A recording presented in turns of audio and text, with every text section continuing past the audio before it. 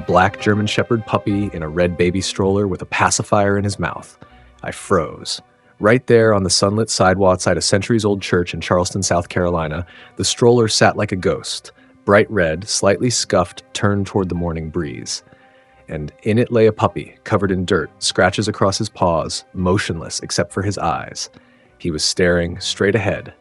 Not at me, not at the street, just ahead.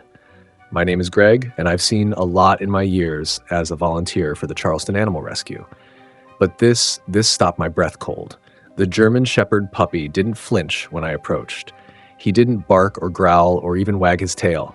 He just kept the pacifier clenched between his tiny teeth like it was the last thread tying him to something that once mattered.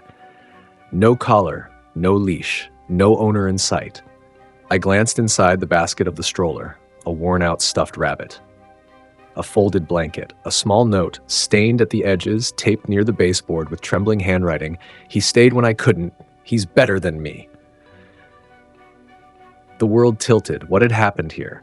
Who left this puppy, this little black sentinel, in a stroller on a busy street? The sun reflected off the stroller's plastic handlebar, casting a red glow across the puppy's face. His eyes looked ancient. I'm not exaggerating. That tiny German Shepherd puppy had the eyes of someone who had already lived through too much. A few passers-by slowed but didn't stop.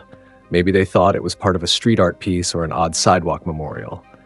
But I knew better. I crouched beside him. "Hey, buddy, where's your person?" I whispered. No reaction, just that steady stare. I reached forward, slow, careful not to spook him. But as my hand neared the handle of the stroller, his tiny frame tensed.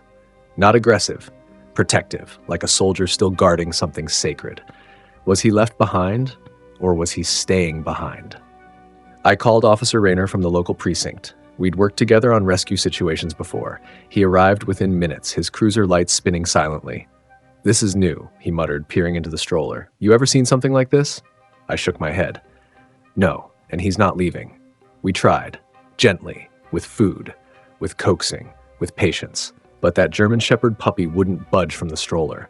Not until Officer Rayner finally lifted him, carefully, respectfully, and I wrapped him in a soft blanket. Even then, he turned his head back, eyes fixed on the red stroller, as if he was afraid it might disappear without him. I carried him to my truck. He never looked at me. He just clenched the pacifier a little tighter. I didn't know what his name was yet, but I could feel it already. He wasn't lost. He had been left with a purpose. What was this puppy guarding? And why couldn't I shake the feeling that he wasn't done yet? I named him Toby on the drive to the shelter. It just felt right, like something soft enough for his silence, strong enough for the weight he seemed to carry. At the Charleston Animal Rescue Center, we have a quiet intake room in the back. Usually puppies explore, whimper, maybe even wag a little. Not Toby. This German Shepherd puppy walked in with the pacifier still gently clenched in his jaw, sat down on the blanket I laid out for him, and stared at the wall. He didn't eat. He didn't sniff. He didn't acknowledge the volunteers. He just laid down, curled around the stuffed rabbit I had placed beside him from the stroller, like it was his only anchor. It was unsettling. "You think he's in shock?" one of the techs asked. I nodded, but it wasn't just that. I'd seen shock before. This was different. He wasn't shut down. He was still on duty. That night, I stayed late at the shelter. Around midnight, I peeked through the viewing window. Toby was still there. Same spot. The rabbit tucked under one paw, the pacifier now lying beside him, his eyes never fully closed. He was waiting. For whom? I couldn't let him stay in a kennel. That kind of grief, yes, it was grief, I was sure of it now. It needed something quieter, something more human. So I signed the temporary foster release and brought him home. He didn't resist the ride. Didn't move in the passenger seat. Just sat there like a statue of something solemn. At my house, I laid out a soft towel and placed the rabbit and pacifier beside it. To my surprise, Toby walked straight to it, curled up, and let out the smallest sound, a sigh so heavy it felt like the air shifted. That night, I couldn't sleep. Not because of him, he was silent, but because of what I felt in the room with us. A kind of presence that hadn't left him yet. Around 3 a.m., I heard it. A soft whimper. Not loud, not panicked. But it broke me. This little German Shepherd puppy was crying in his sleep, and not for himself. I knelt beside him, whispered gently, It's okay, Toby. You're safe now. But even in dreams, he was looking for someone else. What kind of love had he lost that made him stay in that stroller like a soldier on watch? And what did it say that he still hadn't left his post? By morning, Toby still hadn't touched his food, not even a sniff. I tried chicken broth, warm rice, even hand-fed pieces of scrambled egg. Nothing. Instead, he carried the pacifier in his mouth again, walking slowly around the room like he was retracing some old memory. I sat on the floor, watching him. "What are you looking for, buddy?" I asked softly. The sun poured through the blinds, catching the edges of his black fur and casting a long shadow behind him. A 4-month-old German Shepherd puppy shouldn't carry this kind of weight, but Toby did. Later that day, I brought him back to the shelter for a checkup. The vet gave him a clean bill of health. No fever, no infections, just a few healing scratches and signs of mild dehydration. Physically, he's fine, she said, but emotionally, he's somewhere else entirely. On a hunch, I brought the red stroller from where it had been stored in the shelter's garage. I parked it just outside the play area, curious to see what he'd do. Toby stopped in his tracks. He didn't run to it, he didn't whimper, he just walked up, sat down beside it, and placed the pacifier inside, like he was returning something sacred. I felt the breath leave my chest. This wasn't just memory, this was ritual. We all carry grief in different ways. Some scream, some collapse. Toby, he remembered, he held on. That night, I made a decision. No more kennel, no half answers. I was going to find out who left him, not for justice, but for understanding. I posted a photo on the shelter's social media, a black German Shepherd puppy lying beside a red baby stroller. The caption read, "Does anyone recognize this puppy or this stroller? Found near St. Paul's Church, downtown Charleston." The post went viral within hours. Shares poured in. People commented things like, "This is hauntingly beautiful," and "There's a story behind those eyes." Then came a message from someone named Dana. "I used to see a woman downtown with a black puppy and a stroller. She always sat outside the hospital. I thought she was a new mom, but now I'm not so sure." My hands trembled as I replied. Could it be that the stroller was never meant for a baby at all? Could Toby have been someone's only way to keep living after they lost everything?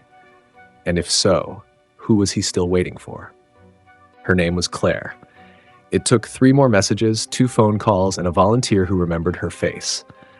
Clare was in her early 30s, quiet, kind. She'd often be seen near the children's wing of the hospital, sitting on a bench with a stroller, the same red one, and a black German Shepherd puppy, always curled at her feet. She wasn't a mother. She had been one. The story unraveled in whispers, like an old photograph peeling back its corners. Clare had lost her baby. Stillbirth, 7 months in. No warning, no answers, just silence where there should have been life. Her world stopped, but Toby was already there. She'd adopted him a week before the tragedy, hoping he'd grow up with her daughter. Instead, he became her lifeline. This German Shepherd puppy went everywhere with her. When Clare couldn't face the nursery, he laid at the door. When she cried on the porch, he leaned into her chest. When she bought a pacifier and a stuffed rabbit, she tucked them in the stroller and pushed Toby gently through the park, like grief pretending to be okay. People thought she was strange. Some smiled, some whispered, but Toby never judged her. He walked proudly beside that red stroller every single day, like he knew it wasn't just about walks, but holding together what little was left of her heart. Then came the day she didn't come home. No accident, no ambulance, just the stroller, left by the church steps. And Toby, still inside, waiting. It was her way of saying goodbye. She let go. The hospital receptionist told me over the phone, voice trembling. But that puppy, he didn't. Back at my house, I sat on the floor while Toby lay curled next to the rabbit. I whispered, "I know, buddy. I know you miss her." He blinked slowly, then did something he hadn't done in days. He placed his head on my leg. Not heavy, not needy, present. It was the first time he'd let himself touch someone without looking back. Later that night, he howled. Not loud, but long. A low, aching sound that filled the quiet like candle smoke. I didn't try to stop him. It was morning, it was memory, and somehow it was love. This wasn't a puppy who needed rescue. This was a puppy who had given rescue. And I realized maybe he was still trying to. The next morning, I found Toby lying by the front door, staring at it like he expected Clare to walk through at any moment. The pacifier was between his paws. The rabbit tucked neatly beside him. He hadn't moved all night. I sat on the floor across from him, coffee in hand, trying to make sense of how a 4-month-old German Shepherd puppy could carry such deep sorrow and such loyalty. I opened my laptop and pulled up the shelter's post again. Over 18,000 shares now, hundreds of comments, but one caught my eye. I think I saw her a few months ago outside the grief counseling center. She used to sit alone with the puppy in her lap. I thought she was just resting. Another, she never said a word, but that puppy, he never left her side. I scrolled through messages, piecing together a mosaic of moments. People who'd passed Clare in parks, by the hospital, outside church steps. Every memory included Toby. No leash, just presence, just connection. I stared at him. Toby, you were her whole world, weren't you? His ears twitched at my voice. Slowly, he lifted his head. Those eyes, deep, unreadable, not just sad, but patient, met mine. That afternoon, I took him to a quiet garden near the hospital, just to sit, just to be. As we walked in, Toby slowed. He sniffed the wind. Then, for the first time, he pulled the leash forward, gently, leading us past a fountain, down a winding stone path, and to a wooden bench shaded by an old oak tree. He sat beside it, no whimper, no sound. He simply stared at the empty bench like he'd returned to a memory. A nurse walked by and stopped. I remember that puppy, she said softly. That woman used to sit right there. She didn't talk to anyone, but he sat like that, like he understood everything. We stayed there for almost an hour. Toby never moved, and something in me shifted. This German Shepherd puppy wasn't just grieving, he was still serving, still waiting to be useful, to bring calm to someone else's storm. That night, I filled out an application for a therapy dog program. I wasn't sure if they'd accept a puppy so young, but Toby, he was already doing the work. When I clicked submit, I looked down at him. You ready for something new, buddy? He rested his head on my foot. Maybe he couldn't save Clare. But what if his purpose didn't end with her? What if he was still meant to carry love forward?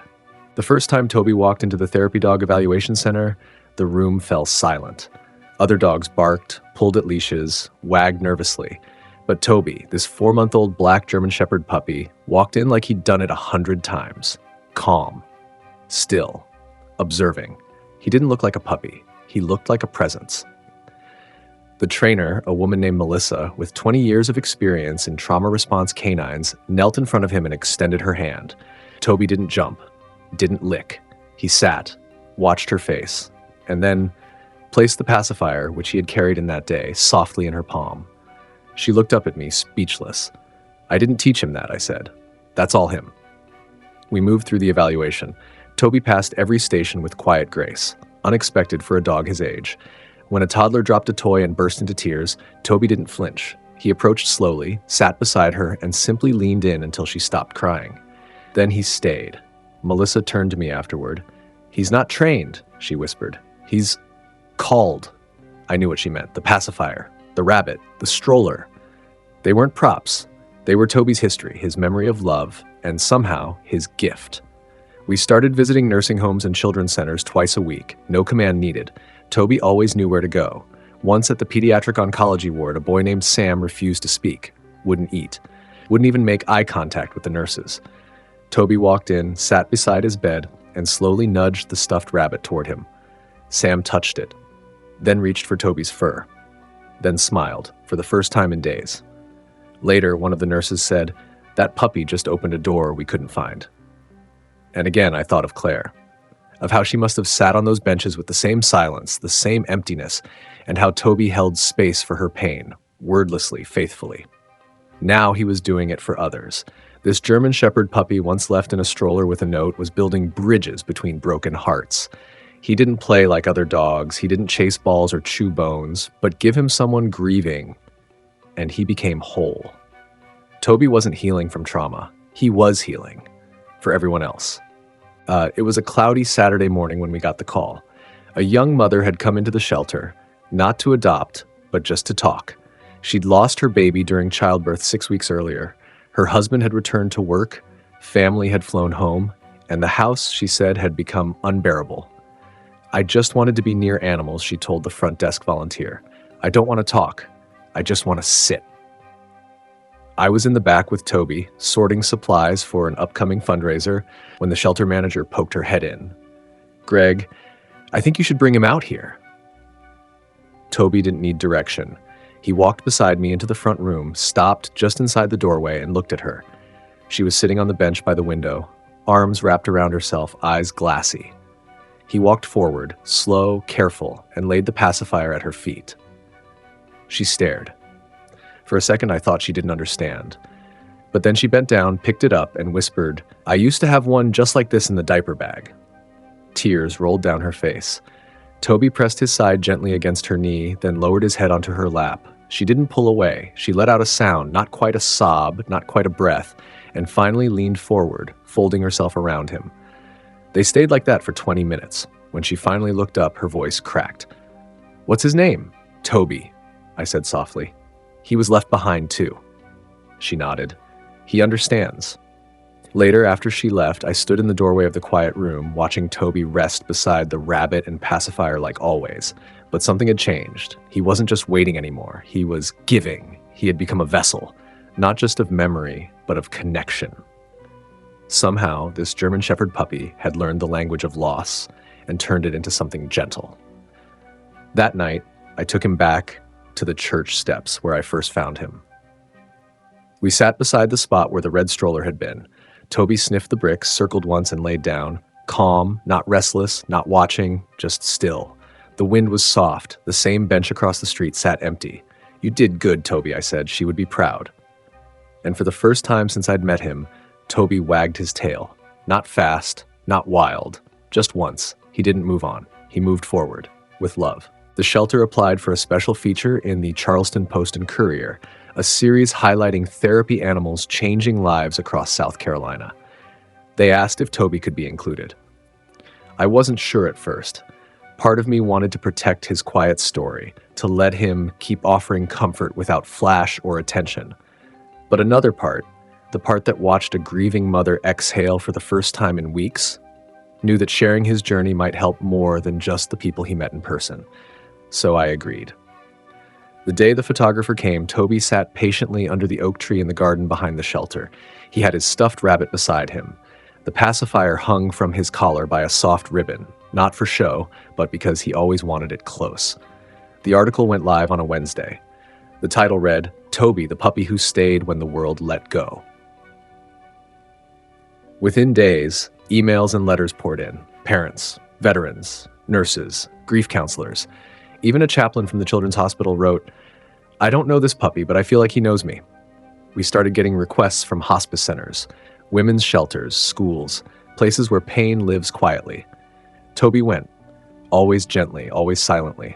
At one visit to a trauma recovery program for teens, a 17-year-old girl sat cross-legged on the floor, arms folded tight. When Toby approached, she looked away. But he didn't force it. He simply lay down at a distance, placed the rabbit beside himself, and waited. 10 minutes later, she scooted closer, whispered, "Can I pet him?" I nodded. She reached out, brushing his fur with hesitant fingers. "He's so quiet," she said. "He knows what silence feels like," I told her. She looked down. "Me too." And just like that, a wall came down. This German Shepherd puppy didn't need commands or training tricks. He carried something deeper, the ability to sit in pain without needing to fix it. I began to realize something I hadn't before. Toby wasn't just surviving Claire's loss. He was translating it. He was carrying the weight she couldn't and giving it to those who needed it most. One night, I sat with him on the back porch, watching the stars. He curled beside me, head heavy on my foot. "I used to be a teacher, you know," I whispered, "but I think you've taught more people in 6 weeks than I did in 10 years. He didn't move. But I like to think he heard me. Because sometimes the best teachers don't speak. They simply stay. The call came from a women's wellness center downtown. One of the counselors had read the article about Toby and asked if we could visit during their weekly support group for mothers navigating postpartum grief. Toby had never been in a room that full before, at least not with that much pain in the air.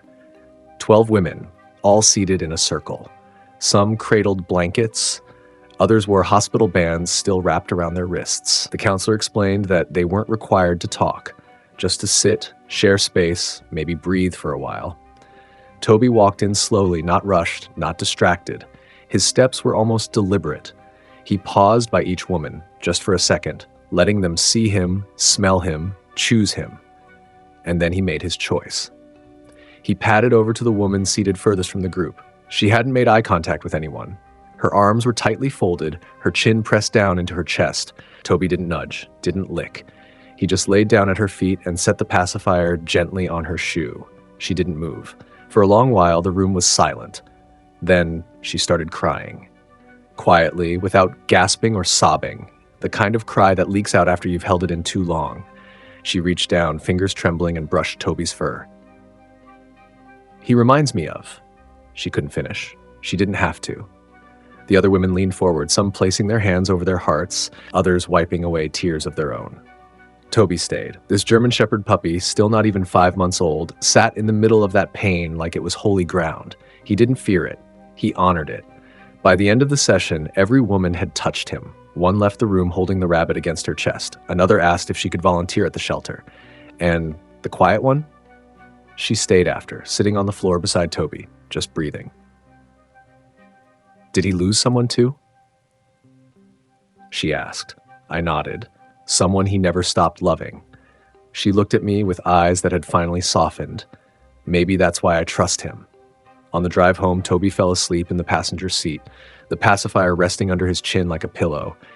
And I realized something. He wasn't just offering comfort. He was reminding people that they still deserved it.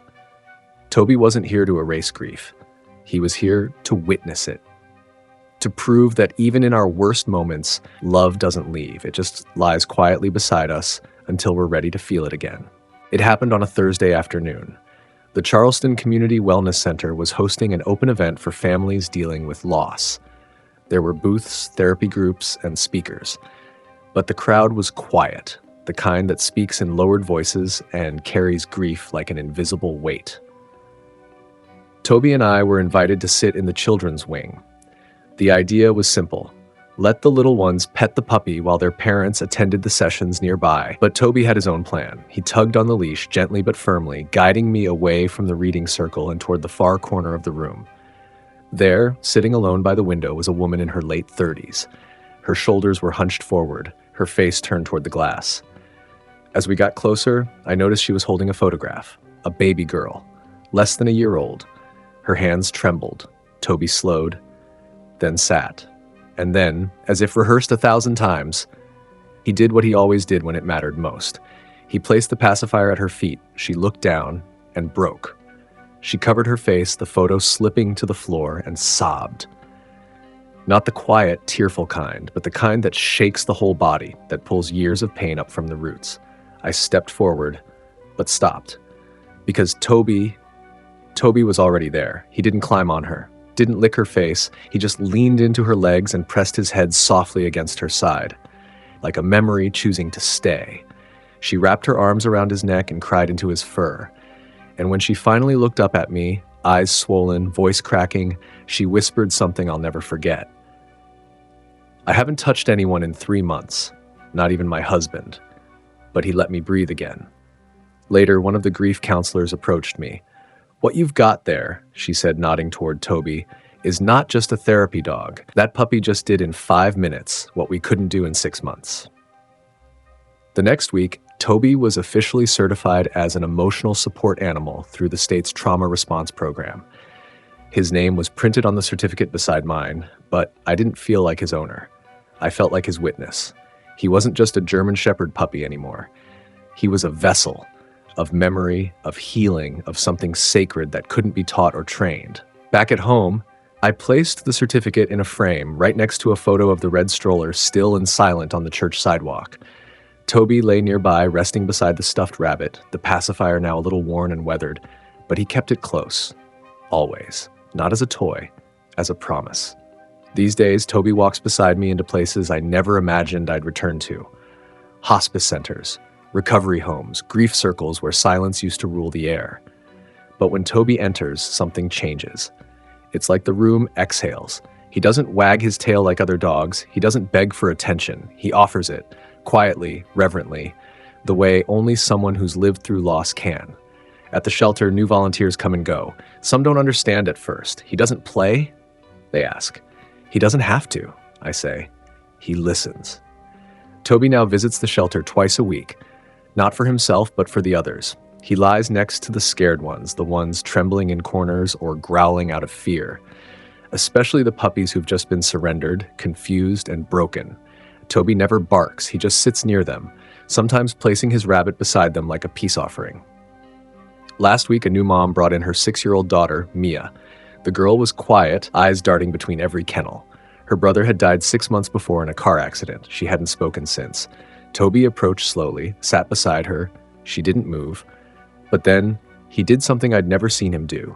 He rolled onto his side, reached out with a paw, and tapped her knee. Mia looked down, blinked. Then she smiled.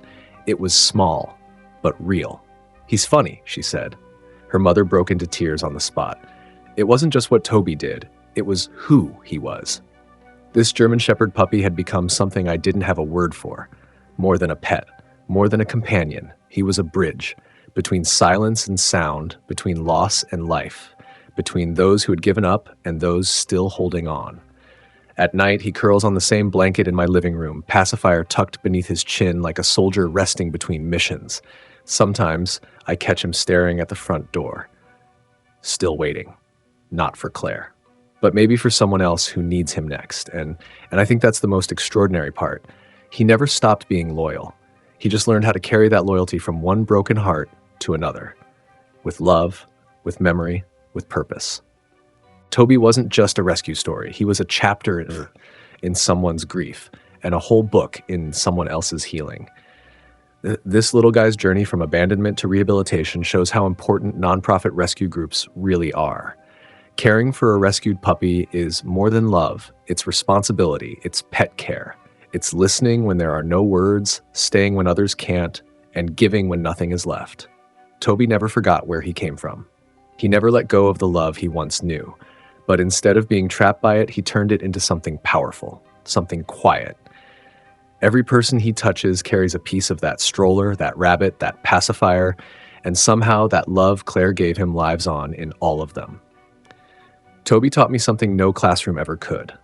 The ones who've been broken are often the ones who know best how to help others heal. If this story touched your heart, please share it. Every share helps us save another life like Toby's.